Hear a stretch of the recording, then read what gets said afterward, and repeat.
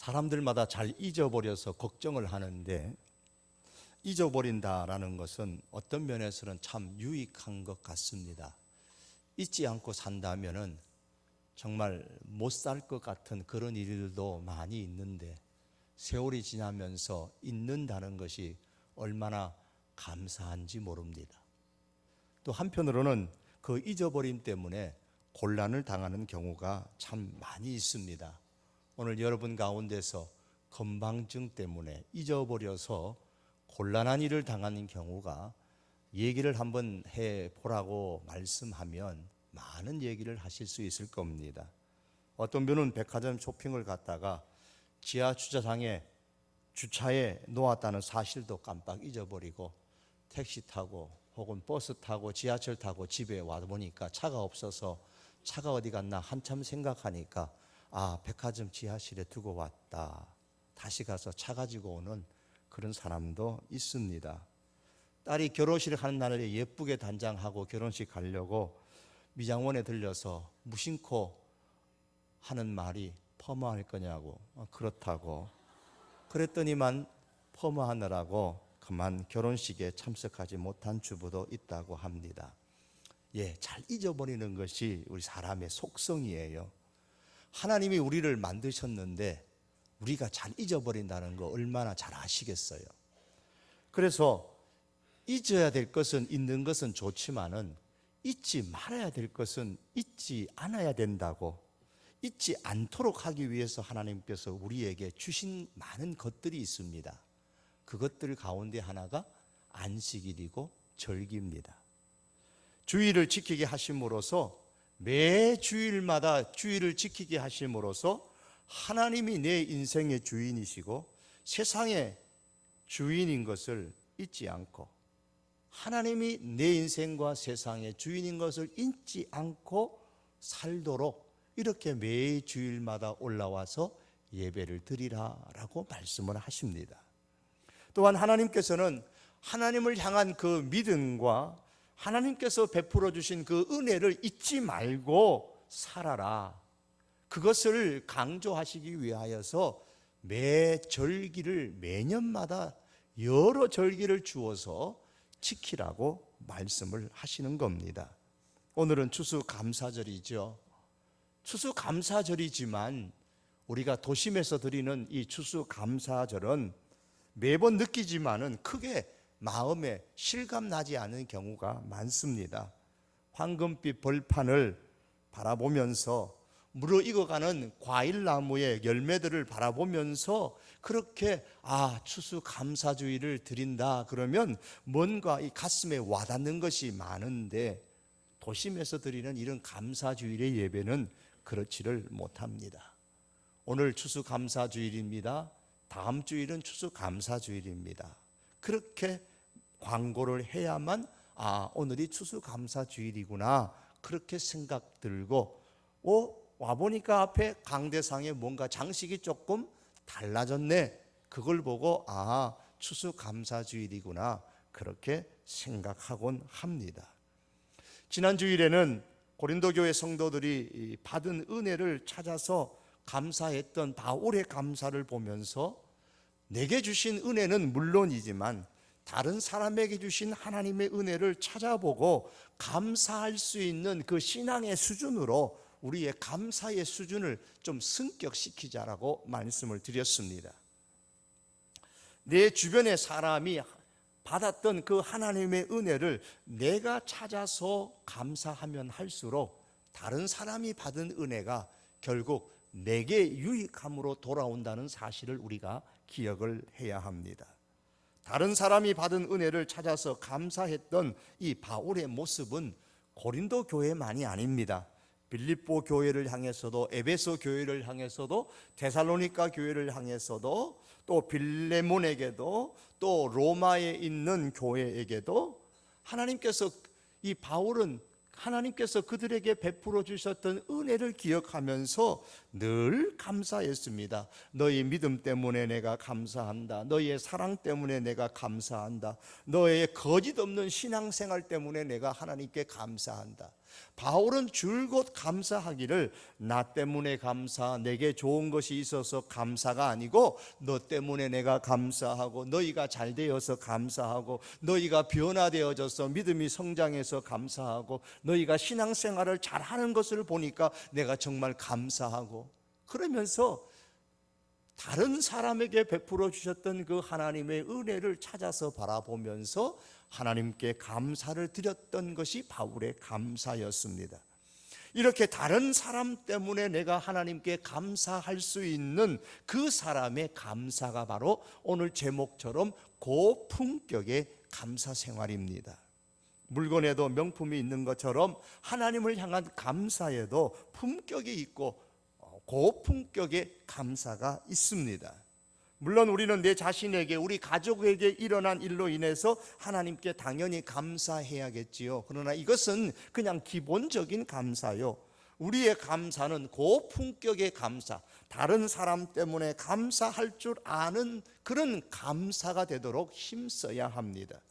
그런데 오늘 본문에 보시면 감사하는 한 사람이 나오는데 그 수준이 대단히 낮은, 수준이 낮은 감사를 하고 있는 것을 볼 수가 있습니다. 본문 11절 마지막에 보시면 한 바리새인이 기도하면서 감사하나이다 그랬습니다. 분명히 그런 하나님 앞에 감사했는데 감사의 내용인즉 11절 말씀에 하나님이여 나는 다른 사람들 곧 토색 불의 간음하는 자들과 같지 않고 이 세리와도 같지 아니함을 감사하나이다 그랬습니다. 바리새인은 자신이 다른 사람들과 같지 아니한 것에 대해서 감사하면서 다른 사람을 사랑하는 것이 아니라 다른 사람을 멸시하며 하나님께 감사하고 있는 모습을 볼 수가 있습니다. 또한 12절의 말씀 보면 나는 일회에 2번씩 금식하고 소득의 11조를 드리나이다 라고 했습니다. 일주일에 이틀씩 정기적으로 금식하고 또 소득의 11조를 정기적으로 하나님 앞에 드리는 것 그 자체는 참으로 귀한 일이지요. 그런데 본문에 나오는 이 사람이 이렇게 일주일에 이틀씩 금식하고 정기적으로 소득의 11조를 드리는 이 신앙생활을 할 수 있는 것에 대해서 감사하는 이유는 11절의 말씀처럼 다른 사람과 비교하여서 자신의 신앙이 월등하다는 것을 과시하기 위한 감사인 겁니다. 다른 사람을 멸시하는 감사였던 겁니다. 그래서 그가 비록 하나님께 감사했지만 그의 감사는 고품격의 감사가 되지 못하는 겁니다. 일주일에 이틀씩 금식하는 것 잘하는 것입니다. 정기적으로 소득의 10의 1조를 하나님께 드리는 것 바른 신앙생활입니다. 그럼에도 불구하고 이 사람의 신앙적인 모습에 대해서 우리가 감동을 받지 못하는 이유는 신앙의 행동과 감사를 다른 사람을 멸시하고 자기를 과시하기 위한 도구로 삼았기 때문입니다. 사랑하는 성도 여러분, 하나님은 하나님의 사람들에게 묻습니다. 너의 소속이 어디냐? 예, 하나님입니다. 그럼 내가 나를 사랑하느냐? 예, 하나님 사랑합니다. 그렇다면 하나님 사랑하는 것을 사람 사랑하는 것으로, 사람을 인격적으로 대우해주고 사람을 배려하고 사람을 내 몸같이 사랑해 주는 것으로 내가 나를 사랑한다는 것을 증명하라고 하나님은 말씀합니다. 구약에서도 수도 없이 하나님께서는 그렇게 말씀하시고 신약에서도 그렇게 말씀하고 있습니다. 하나님 사랑하는 것을 사람 사랑하는 것으로서 증명하라는 겁니다. 베드로서 1장에 보시면 믿음을 말씀하고 나서 그 믿음 위에 쌓고 또 쌓는 그 맨 마지막의 것은 형제를 우애하고 사랑을 쌓으라고 했습니다. 고린도전서 8장 1절에 보면 하나님과 말씀에 관한 지식이 풍성한 것은 좋지만 그 지식에 사랑이 담기지 아니하면, 사랑이 함께 가지 아니하면 그 지식은 교만으로 나타나게 된다고 지적을 하면서 지식보다 사랑의 덕을 세우라고 말했습니다. 하나님은 하나님의 사람들이 이렇게 하나님을 사랑할 뿐만 아니라 사람을 배려하고 인격적으로 대우하고 사랑하기를 원하십니다. 우리가 하나님 앞에 감사할 때도 마찬가지입니다. 사람을 사랑하는 그 사랑을 담은 감사를 우리가 하나님께 드릴 수 있어야 됩니다. 만일 우리가 하나님 사랑을 사람 사랑으로 증명하는 성도로 살아간다면 우리는 하나님께 감사할 때에 감사한 이유가 특별할 것입니다. 즉 다시 말하면 내 자신이 배려하고 내 자신이 인격적으로 대우해주는 그 사랑하는 그 누군가 때문에 하나님 앞에 감사하게 되는 겁니다. 여러분 누구를 한번 사랑해 보십시오. 누군가를 한번 존경해 보십시오. 누군가에게 특별히 인격적으로 잘 한번 배려해 보십시오. 그러면 틀림없이 그분이 받은 은혜를 내가 깨달았을 때에 하나님께 저절로 감사가 나올 것입니다. 다른 사람에게 베풀어 주신 하나님의 은혜를 찾아서 감사하는 그 사람의 감사는 사람을 사랑하는 증거인 겁니다. 그래서 다른 사람에게 주신 은혜를 찾아서 감사하는 그 감사가 고품격의 감사인 이유는 하나님 사랑하는 것을 사람 사랑하는 것으로 증명하는 그 증명이 담겨 있는 감사, 사람을 사랑하는 그 사랑이 담겨 있는 감사이기 때문에 고품격의 감사가 되는 겁니다.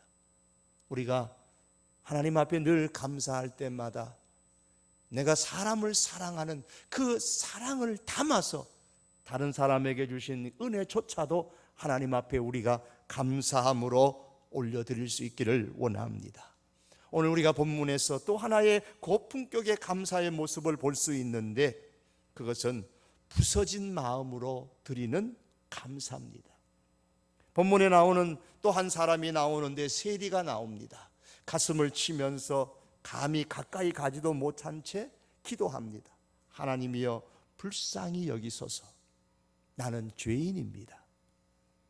가슴을 치며 자신이 죄인이라고 고백하는 것은 그 마음이 부서졌기 때문이에요. 하나님을 향해서 나를 불쌍히 여겨달라고 간청하는 것은 그 마음이 부서졌기 때문에 가능한 겁니다. 이따금 대장 내시경 검사를 받지요.